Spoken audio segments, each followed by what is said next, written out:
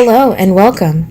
In this video, we'll be going over and analyzing the basics, overlap, and issues within feminist, queer, and queer theory.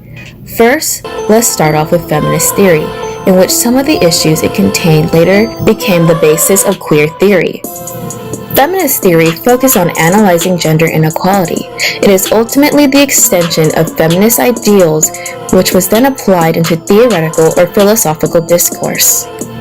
Most currently, it focuses on how gender inequality manifests in institutions such as the workplace, home, armed forces, economy, or public sphere, while other discourse explores the range of practices that have become defined as masculine or feminine, and how gender is constructed in connection to other social relations. Feminist theories can thus be used to explain how institutions operate with normative gendered assumptions and selectively reward or punish gendered practices. Taking note of issues that women face within a male-dominated or patriarchal society and seeks for total equality and equity, dismantling all barriers. This is easier said than done when putting this into practice. Feminist theory took too long to start implicating intersectionality within their studies, or the interconnected nature of social categorizations such as race, class, and gender, as they apply to a given individual or group, regarding as creating overlapping and interdependent systems of discrimination and disadvantage, which caused a lot of frustration of lower class and black and brown women, whose intersectionalities of identity of race and class were often not considered, and only focused on the issues of upper class white women.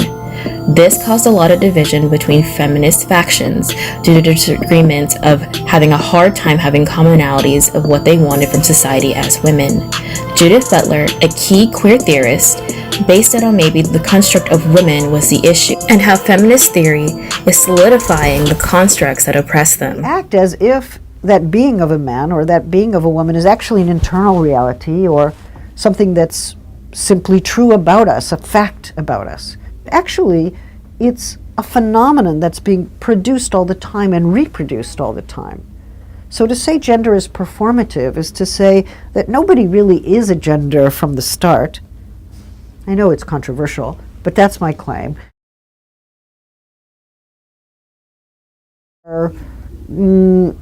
Informal kinds of practices like bullying, which try to keep us in our gendered place. There's a real question for me about how such gender norms get established and policed, and what the best way is to disrupt them and to overcome the police function. It's my view that gender is culturally formed, but it's also a domain of agency or freedom. It's most important to resist the violence that is imposed by ideal gender norms, especially against those who are gender different, who are non-conforming in their gender presentation. Queer theory is a set of ideas based on the fact that identities are not fixed and do not determine what we are.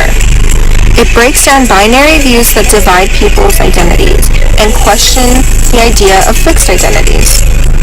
Queer theory works to include everyone that falls inside or outside of the queer umbrella. The basis of queer theory basically goes against the notion of essentialism, especially when it relates to individuals. Queer theory questions the idea of essential identities. Judith Butler, a key queer theorist, explains how gender is performative and is an expression of our adaptive behaviors. For example, gender and sexuality is something that you do rather than something you are. Butler notes how our gendered culture will limit how one performs. Both Foucault and Butler are theorists who believe that sexuality and gender are both socially constructed and recognize that they are both fluid in many ways. Since within queer theory it is noted that gender is a social construct, rather than analyzing the gender, queer theorists study the power in discourses that uphold these grand narratives. Michel Foucault, a French queer post-structural theorist, from the late 1920s focused his writing on deconstructing sexuality. Foucault explains how our system of sexuality within Western culture is understood as a matter of science rather than pleasure. From this, the categorizing and controlling of sexuality brought forth labels upon those who were not the ideal straight white male. Foucault rejects biological explanations of sex.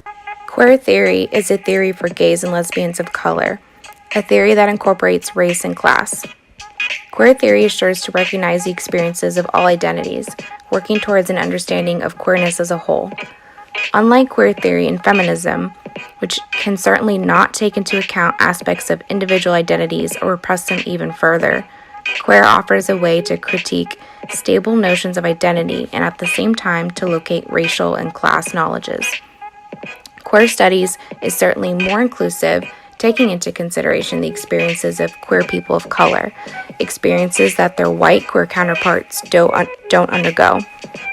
Queer studies in this way is the theory of the flesh, putting theory into practice in a more realistic and inclusive way. Throughout feminist, queer, and queer theory, it is important to understand intersectionalities and how they come into play. The attachment to singular identities prevent us from understanding intersectionality and our positionality within it. Positionality is the social and political context that creates your identity in terms of race, class, gender, sexuality, and ability status. Positionality also describes how your identity influences and potentially biases your understanding of and outlook on the world. Positionalities do not acknowledge themselves, but must be acknowledged by their owners. Acknowledging our positionality can reveal strengths and limitations on the issue and allow us to understand the perspectives of others. Kanye West is invited to the cookout. Oh, Jesus. 3, 2, 1.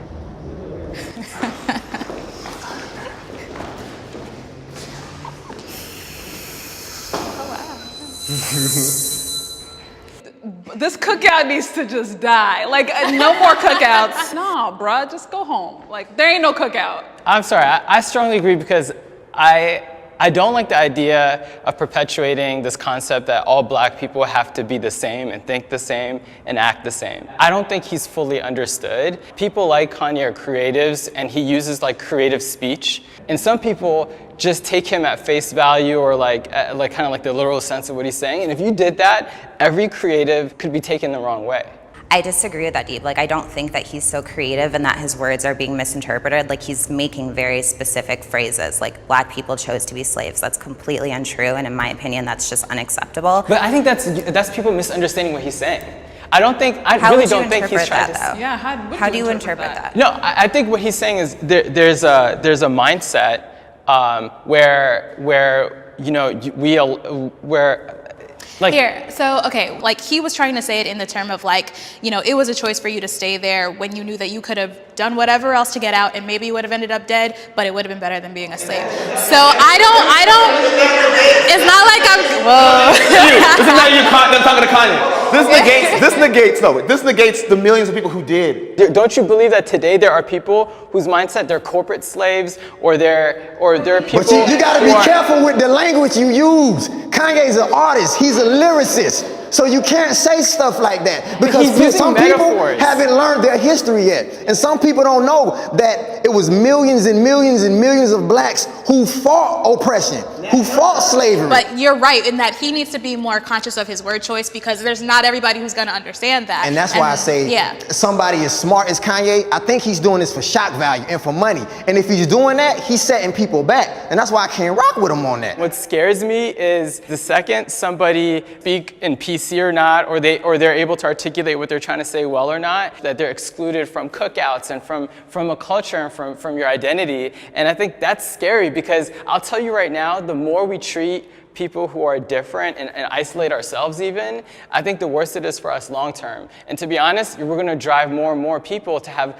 closeted feelings and emotions. And this goes back to people saying like would you rather have a racist next to you that's hiding it, or would you rather have a racist next to you that's letting you know how they feel and you know where they're coming from? Cool, and I agree with you. And that's why I'm in the disagree column. He could come eventually once we have some conversations. But right now, I don't need that kind of foolishness around the children. And that concludes our video. Thank you for joining us as we went over and analyzed the basics, overlap, and issues within feminist, queer, and queer theory.